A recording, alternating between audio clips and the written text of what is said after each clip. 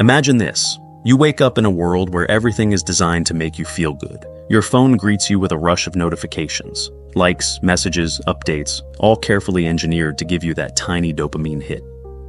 Your morning coffee is just the right blend of sugar and caffeine to jolt your system awake. The algorithm knows exactly what you want before you do, feeding you content that feels eerily perfect, keeping you scrolling just a little longer. And by the time you step out into the world, you are seamlessly plugged into a system that rewards you for staying comfortable, entertained, and distracted. It doesn't feel like a prison, it feels like freedom. After all, isn't this what progress is supposed to look like? Infinite choices, unlimited pleasure, instant gratification. You don't have to struggle for knowledge. It's served to you in bite-sized, easily digestible pieces. You don't have to sit with discomfort. There's an app, a video, or a product for that. You don't even have to be alone with your thoughts. There's always something playing in the background to fill the silence. But here's the question no one dares to ask. If you are truly free, then why does it feel like something is missing? Why do so many people, despite having access to more comfort, pleasure, and convenience than any generation before them, feel restless, empty, and unfulfilled? Why do the same indulgences that promise happiness often leave us feeling hollow?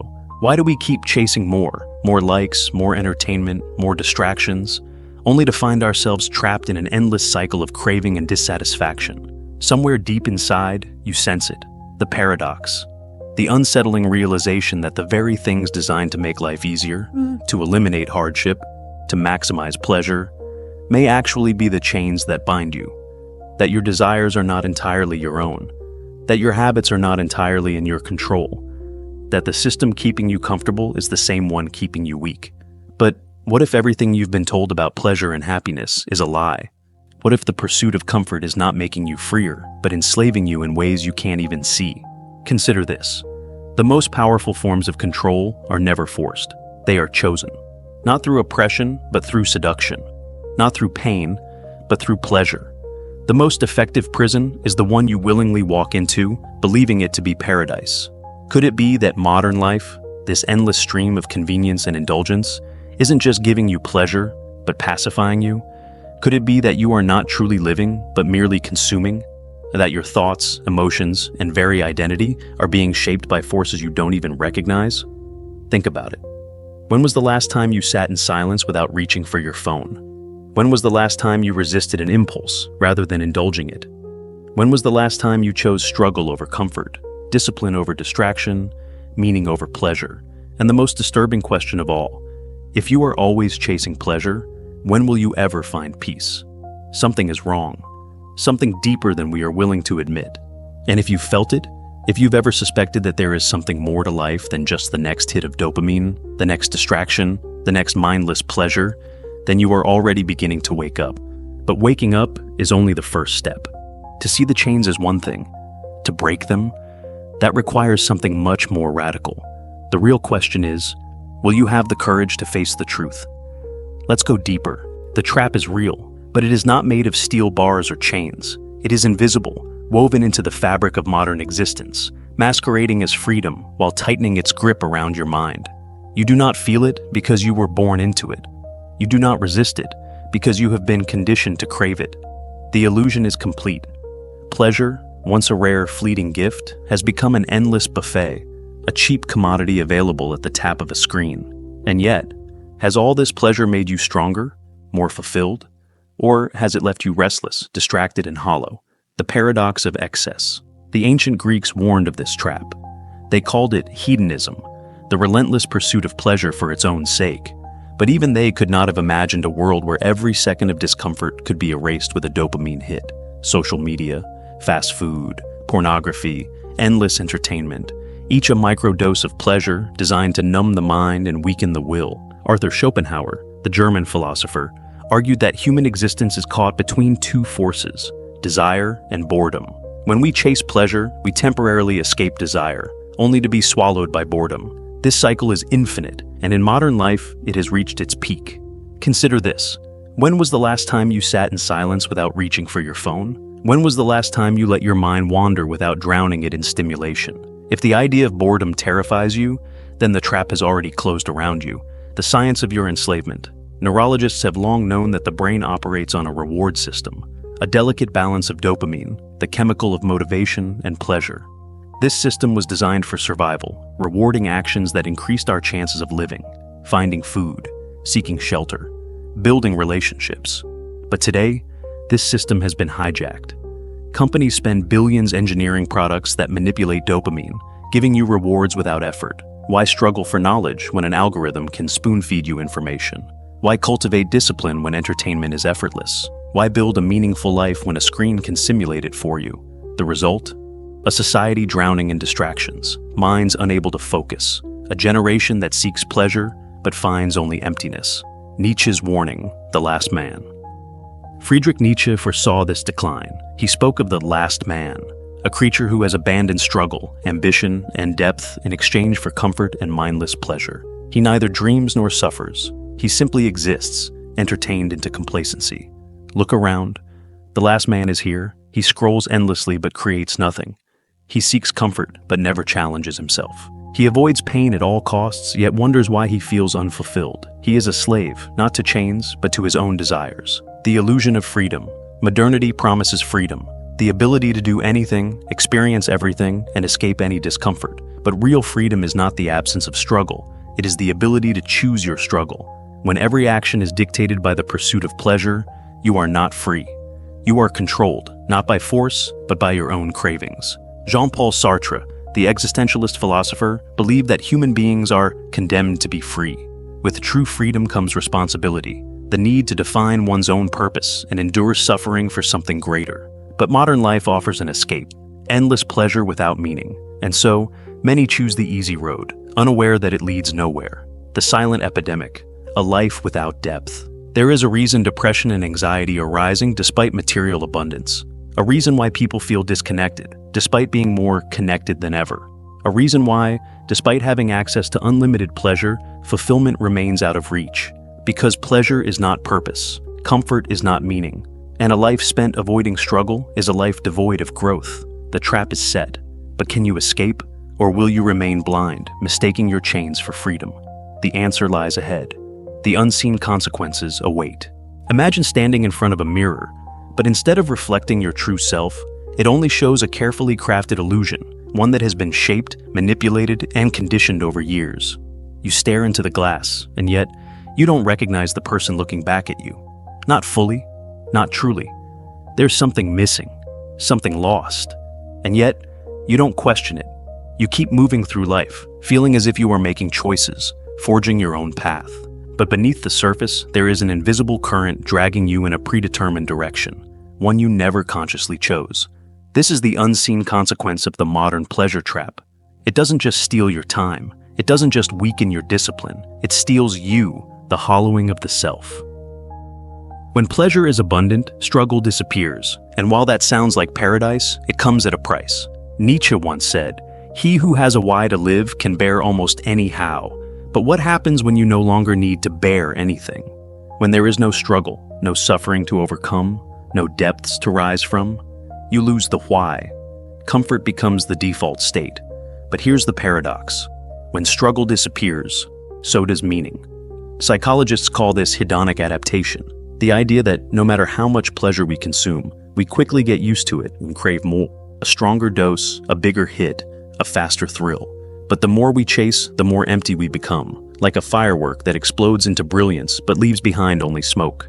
Viktor Frankl, who survived the horrors of the Holocaust, understood this better than most. He wrote, "When a person can't find a deep sense of meaning, they distract themselves with pleasure."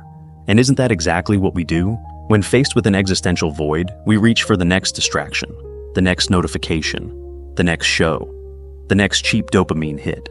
Because the silence, the empty space where true self-awareness should be, it terrifies us. The addiction, you don't see.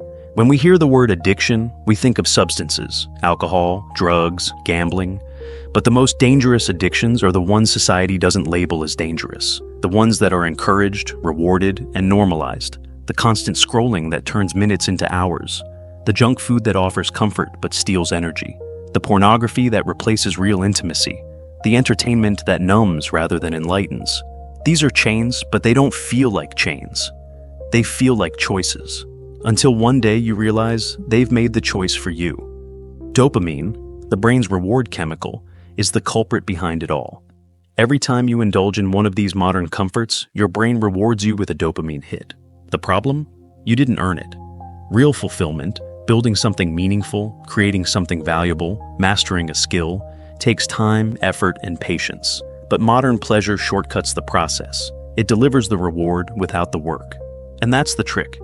The more you take these shortcuts, the more your brain rewires itself to crave only the shortcut. And suddenly, the real world feels boring. Books feel boring. Conversations feel boring. Deep work feels boring. The mind, once capable of profound thought and focus, becomes restless, only seeking the next easy hit. This is no accident. It's by design, the silent puppeteer. In Aldous Huxley's Brave New World, he predicted a dystopia where control would not be enforced through fear, but through pleasure, where people would willingly surrender their freedom, not because they were forced, but because they were too entertained to care. Is that not our world today? Think about it. The most powerful companies on Earth, social media giants, entertainment empires, food conglomerates, what do they all sell? Pleasure, convenience, instant gratification. Their algorithms track your every move, learning your desires better than you know them yourself. They show you exactly what will keep you watching, keep you clicking, keep you engaged, but never fulfilled. And here's the sinister part. The more you indulge, the weaker you become, the more fragile your willpower, the more disconnected from yourself. Because when pleasure is endless, the human spirit weakens. And if that happens, what is left? The trap is now fully revealed. But the real question is, how do you break free? That answer lies in the next section. The rebellion, how to escape the invisible chains. Imagine this. You wake up one morning and realize that something inside you has changed. The things that once gave you pleasure, the endless scrolling, the mindless entertainment, the easy indulgences, no longer feel satisfying. In fact, they feel hollow, like echoes of something real but long gone. You see the trap for what it is, and for the first time, you feel the urge to fight back. But here's the thing. Breaking free is not easy. The chains of modern pleasure are not made of steel. They are made of something far stronger, your own mind. If you try to escape by simply avoiding pleasure, you will fail. Willpower alone is not enough. You don't break free by running away. You break free by reprogramming yourself. Step 1, rewire your brain. The dopamine reset. For too long, your brain has been hijacked by instant gratification. It has been conditioned to expect rewards without effort, pleasure without struggle. And just like any addict, the first step to freedom is withdrawal. This is called dopamine fasting. It's simple, but brutal. You cut out the cheap dopamine sources, no social media, no processed junk food, no meaningless entertainment, no quick fixes. At first, it will feel unbearable. Your brain will scream for stimulation. It will tell you that you are missing out, that you are bored, that you need something, anything, to fill the void. But if you resist, something incredible happens. Slowly, your brain resets. The world which once seemed dull becomes vibrant again. Reading a book becomes engaging. Conversations become richer. The small details of life, nature, silence, deep thought, begin to feel alive. You have not lost pleasure. You have reclaimed it. Step 2. Seek the hard path, the joy of struggle. In modern life, difficulty is avoided at all costs. People seek the easiest workout, the fastest money, the simplest solutions. But the paradox is this. Meaning is only found in struggle. The great philosopher Marcus Aurelius understood this. He wrote, "The impediment to action advances action. What stands in the way becomes the way." The modern world tells you to seek comfort. Do the opposite. Seek difficulty. Choose the hard path, because it is the only path that leads to real fulfillment. Instead of easy entertainment, consume challenging knowledge. Instead of passive scrolling, practice deep work. Instead of numbing pleasure, embrace real discipline. When you do this, something shifts inside you. You no longer feel like a slave to your impulses. You become stronger, more resilient, more alive. Step 3. Rebuild your identity. The power of self-mastery. The greatest trick of the modern pleasure trap is that it steals not just your time, but your identity. It makes you believe that you are just someone who loves entertainment, or can't focus, or has no discipline. But that is a lie. Identity is not something you are born with. It is something you build. So, ask yourself, who do you want to become? Not just in words, but in actions. Do you want to be someone who is controlled by pleasure, or someone who controls themselves? Every time you resist a distraction, every time you choose the harder but better path, you are rewriting your identity. You are proving to yourself, I am in control. The awakening, a return to true freedom. Freedom is not the ability to do whatever you want. That is an illusion. True freedom is the ability to control yourself. The world will keep throwing temptations at you. It will keep trying to pull you back into the trap. But now, you see through the illusion. And once you see it, you can never go back. The final and deepest truth awaits, the one realization that changes everything. Are you ready? The ultimate truth, the final, most powerful realization. Imagine standing at the edge of a vast, endless ocean. Behind you lies the world you once knew, the world of easy pleasures, fleeting distractions, and comfortable numbness. It calls to you, whispering promises of happiness, of ease, of indulgence. But now, you see those promises for what they are, lies. You look ahead. The ocean before you is deep, uncertain, even terrifying. It is the unknown, but it is also freedom. This is the final choice, the point of no return, the final illusion. Pleasure was never the problem. For so long, you believed that pleasure itself was the enemy, that escaping the trap meant rejecting joy, rejecting happiness, rejecting everything that once felt good. But here's the deepest truth, the one that few ever understand. Pleasure was never the problem. The problem was slavery to pleasure. It was never about avoiding pleasure. It was about regaining control over it. The ancient Stoics, the Buddhists, the greatest thinkers of history, they never said to abandon joy. They only warned against being ruled by it. Because the moment you chase pleasure blindly, you stop choosing it. It becomes a chain, not a choice. But now, you see the difference. You can enjoy life without being enslaved by it. You can appreciate pleasure without being consumed by it. You can experience joy without needing it. And that is true power. The hidden power of voluntary hardship. The modern world teaches that suffering is a curse to be avoided at all costs. But in reality, suffering is the key to freedom. Not meaningless suffering, not suffering for the sake of pain, but suffering that is chosen, suffering that builds you. Nietzsche once wrote, "He who has a why to live can bear almost any how." When you voluntarily embrace discomfort, when you train your body, discipline your mind, and master your impulses, you do something extraordinary.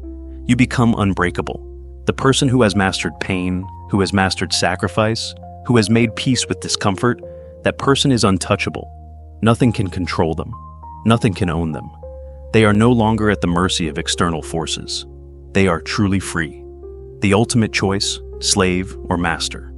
The final realization is this: every single day, you are given a choice. To be ruled by pleasure or to rule over it. To seek comfort or to seek growth. To be a slave or to be a master of yourself. There is no middle ground. Every action, every decision, every moment moves you in one direction or the other. Look around you. Most people will never make this choice. They will live and die trapped in the cycle, searching for happiness in places it will never be found. They will chase fleeting pleasure and wonder why they feel empty. But you are not like them. You see the chains. And because you see them, you can break them, but only if you choose to. So now, the final question, will you take the first step toward true freedom, or will you return to the illusion? The choice is yours.